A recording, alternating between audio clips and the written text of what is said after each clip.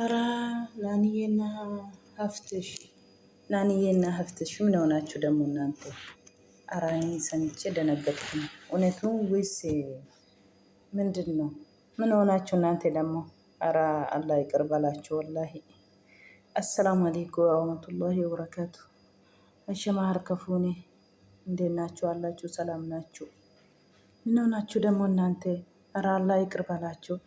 5 ዓመት ቀልድ ነው እንደ 5 ዓመት አብራችሁ ክፉም ደጉም አሳልፋችሁ ጥሩም ነገር ክፉም ነገር 5 ዓመት ተውና 1 ደቂቃ ዋጋ አላት ወይስ እንዴት ነው? ወላሂ እኔ ስሰማ እኔ ደነገጥኩኝ። የምራችሁ ነው ወይስ ምንድን ነው እንደዚህ ነገር? ኧረ እባካችሁ ተው። ኧረ ያስጠላል ወላሂ። ኧረ ምን ሆናችሁ ነው? ኧረ እኔ እኮ ወላሂ እነሱ ቪዲዮ አይቼ በቃ ደነገጥኩኝ። ምን ሆናችሁ ነው? ኧረ ይሄ ደግሞ እውነት አይደለም ውሸት ይሆናል። ውይ አላህ እንዳይደርገው እንደዚህ አይነት። ምን ሆናችሁ ነው እናንተ? ኧረ እባካችሁ ተው፣ እባካችሁ ተው ተው ተው ተው ተው። ኧረ ሰው አታስደነግጡ። እውነቴ ነው የምላችሁ። ኧረ ምን ሆናችሁ ነው ደግሞ? ኧረ እንደዚህሞ ደግሞ አይሆንም። አትለያዩ መቼም መቼም መቼም መቼም። አይዛችሁ። ምን ሆናችሁ ነው ደግሞ? ኧረ እባካችሁ ተው። ኧረ አስደብራል። እውነቴ ነው። ማልታ akkuma argitan egaa maal taatanii gargar baanii jedhu ijoollee kana jaalallee lamaan maal taatanii mee ኧረ naaniyyee haftish fokkiisa dhugaa dubbachuu fi waggaa 5 turu guyyaan tokkoyyuu qallaalii miti jechuudha. Waggaa 5 jechuun wajjiniin turanii isheen barumsa keessa waggaa 5 wal eeganii kaanii har'aa addaan baanee wal jedhanii baay'ee tokko nama gaddisiisa. Moo qalbii qalladaa jirtu moo dhugaa addaan baanii jettu? Nama baay'eetu na'ee jira garuu kana dhugaa dubbachuuf. Barumsa amma fixxutti jettee kan eegaa jirru haftish ammaa barumsa kashiin fixxee eegaa jira jechuudha sargii godhachuuf. Har'ammoo addaan baanee gizee jedhanii baay'ee tokko nama gaddisiisa dhugaa dubbachuuf. Qalbii haa ta'u dhugaa ta'uu hin barre addaan baanee jirra karaa nagaatiin waan nama cinquu qabu kan isaan jechaa jiranii jechuudha. Baay'ee tokko nama gaddisiisa dhugaa rabbii dubbachuuf. Maaliif nama waggaa 5 wal eeganii jireenyatti galla barumsa fixxee sargii goona jedhanii wal eegaatoo jiru waggaa 5 muluu har'a addaan baanee gizee jedhamu nanna yaanii dhugaa rabbii wallaahi laazim. Ijoolleen kun wal biraa bareeddii wallee fakkaatu gizee lidatii isaanii kan baratanii guyyaa tokko haftis caala malee wal qixumadha jechuudha.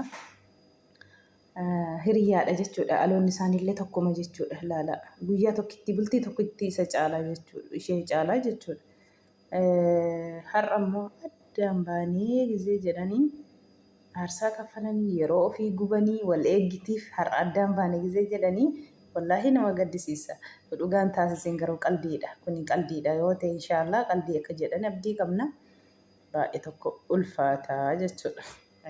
Jireenya amma kana ta'e zamana kana maalumatu dhufaa jira laata dhugaa dubbii dubbachuu fi zamana galaa bixoo eenyuchi zamana galaa bixootiin bara yaa rabbi baruma bara keerii nu taasise dhugaa rabbi maaltu deemaa jira laata akkam ta'uuf deemaa jirra akkam baay'ee tokko na yaaddessa dhugaa rabbi gizeen akkas taa'e ilaalu wallaahi akkamitti deemaa jirra akkam ta'uuf deemaa jirra kan hin jedhu yaaddoo keessa galee dhugaa jichi. Yaa rabbi koo rabbi nu haa qeeshu dhugaa rabbi.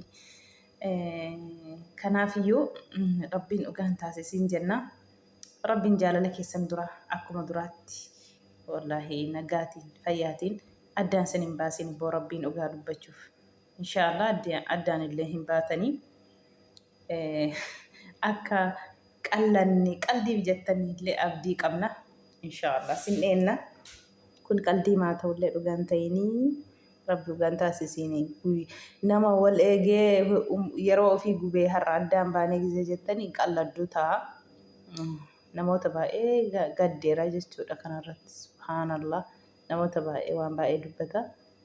Inshaallah keerumaa fi gawaan hunda egaa waan rabbi godhe hundaayyuu yoo rabbi bishaan mi'aan wal biran keenyate ilmoo godhataniyyuu horaniyyuu wal biraa deemuu jira. Gooddanyaatiin akkasitti waliin turanaa turuuti.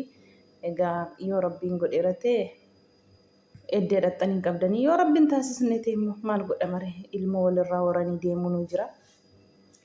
Keerumaaf inshaallah. Zallee immoo gara biraatti darba.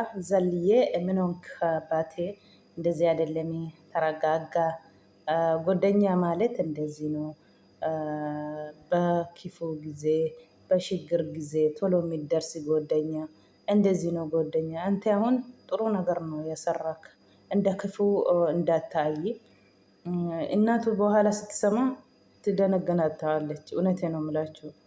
ስለዚህ ያጠፋ ነገር የለም። ራሴ እንዳትወቀሰባቴ ሀራ kan balleessiteen qabdu haati amma gisee oskee akkasitti mubeen deemee wajedhu deemee jira wajedhu fakkeenyaaf haati akkam naatee akkam gadditii jechuudha. Haati immoo kanarraa gadda kanarraa ooshite mataa keellee of waqqasuu hin qabdu, ofii keellee akka xifaateenyaatti of ilaaluu hin qabdu. Zallee ayizoo waan balleessite hin qabdu, balleessite akka waan balleessiteetti of ilaaltee of nacannacuu hin qabdu.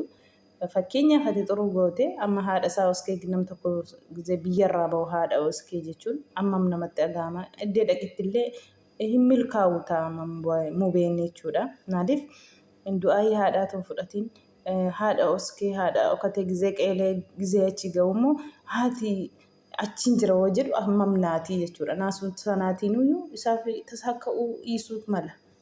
Kanaafuu waan balleessite hin qabdu, ofii keellee akka nama balleesse tokkotti of waqqastee mana gadhiisaa nan deema kasaaraa isa gashee ka'ee akkas isa godhee ka'ee kun hin jedhamu. Dhugaa rabbiiti aarsaa guddaa kaffaltee fi uleta bareedaa ooltee fi birriin hin dhufas hin argamas.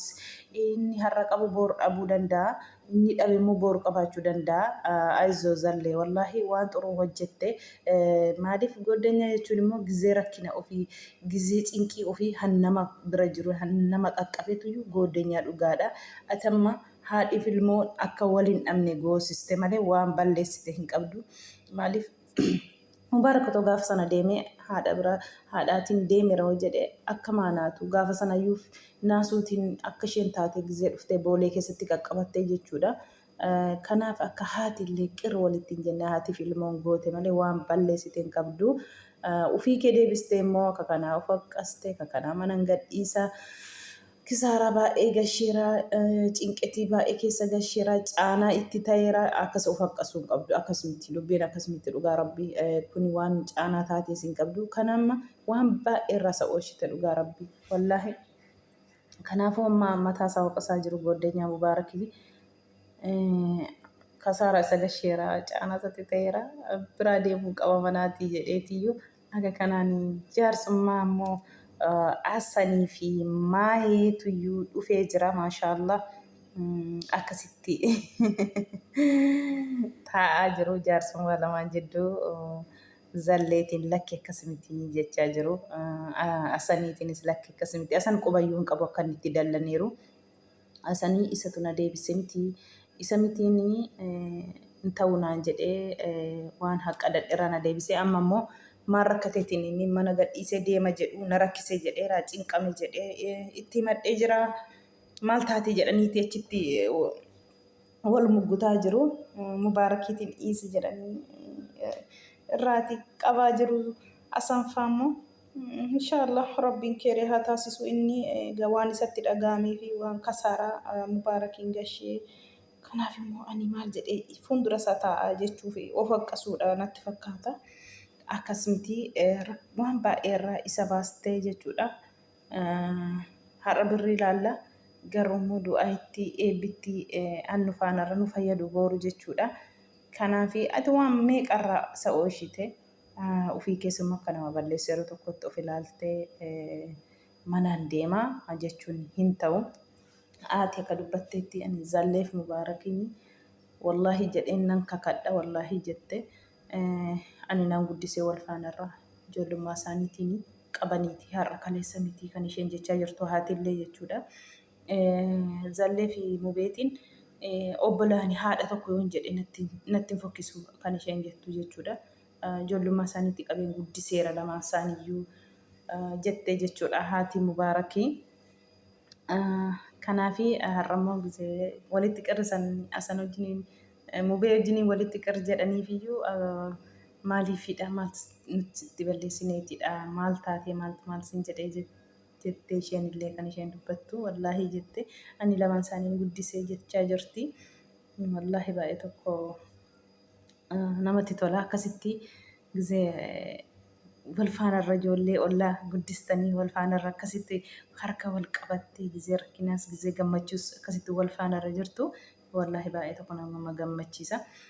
Irra caala ijoolleen garbittaa jira maashaallah wallaahi baay'ee tokko wallaahi ati amaanutiin kee kana maalii waliin jedhanii harka wal qabateen wal faanarra iddee rakkinaattis iddee gammachuuttis wal faanarra jiru. Gizee rakkina isaaniis illee wal biratti argamu jechuudha dhugaa dubbachuu fi akka haati tokko alteetti wal ilaalu wallaahi waan hundarrattu suma argaa jirru kanadha. Gobozootadha jechuudha. Kanaafuu abshirii mataa kee ofiin hoqqasiin zallee waan balleessiteen qabdu garuu ati waan balleesseera sitti fakkaatee yaada keessa galtee asaabda. Garuu immoo ati wallaahi waan bara baraan hin dagatamne seenaa hojjette kanaaf deebitee immoo of hoqqasuu hin qabdu jechuudha. Har'a haati sun wayiin achitti du'uu dandeessi gaafa sanayyuu waan dubba naasuutiin lafarraa baddee waan dubbattu dhabdeeti galtee hin deebiyyuullee eddenni jedheeti galtee mana keessa ciisaa turte jechuudha. Wanni deebi jedhani eddee ciisichaati bitititti jettee fiigaa dhufte ayyi haadha wallaahi laazim. Haadha argitanii amma isheen birriin maraxanne mucaa ishee fuuldura isheetii akka hin deemnedha. Ani isheen jechuudha siddatanyaatis anis keessa ture argeera wanta ta'eef akka mucaa koollee akkas ta'uuf barbaadu akka dhimasuma keessatti malee jettee gammachuu achirra bititittee dhufte jechuudha wallaahi. Nama tokko deemee naa dabarsuun jira mitiire isheen immoo yoon fayyaa koo barbaadde yoon dhaabadhee deemuu barbaadde na biraa akka hin deemne ani isheen barbaadde. Zalleen immoo kanaaf ofitti aaree anatu kisaaraa isa gashee jira. Kanaaf fuulduruma isaatii deemuu qabaa jedheeti inni manaan deemee shaantaa qopheeffatee asanii fi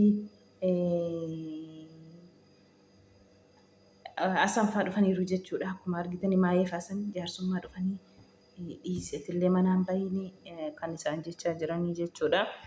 Otoo isaan wal mugutanii achumaan viidiyoon dhaabbate hin baay'ate hin nafete hin barre rabbiin nagaa isinii haa buusu. Hafuun waan guddaadha. Mubaarakillee haadha gammachiisuuf waan haqqadate hunda dhiisee jira. Zalleenis immoo waan balleessite hin qabdu gaarii hojjette waan seenaa xuruu hojjette deebitee ofii kee of gaddisiisuu ofitti gaabbuu of hoqqasuu hin qabdu. Caanaa itti ta'e maali jechuu hin qabdu kun caanaa miti.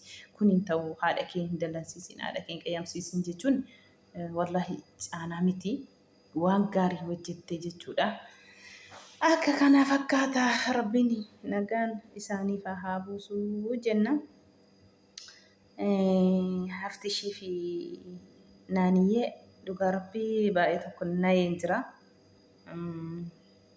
Ijoollee akkam walii galtu ijoollee akkam waan hundarratti gizee akka kanaa addaan baanii irraa jettanii hin ulfaataa dhugaa rabbii hin ulfaataa. Addaan baanii irra hin jedhin tokko taanee irra jedhaa dhugaa rabbii waa laa ilaaha illallah namoota baay'eetu nayee jechuudha. Takka yeroo tokko walitti gufattu malee hafti ishee wajjin yeroo hunda wal loltanillee egaa siniif rabbitu beeka dhugaa ta'u wayii parankii odeensochiin parankii irratti hojjetu ta'e isaas siniif rabbitu beeka.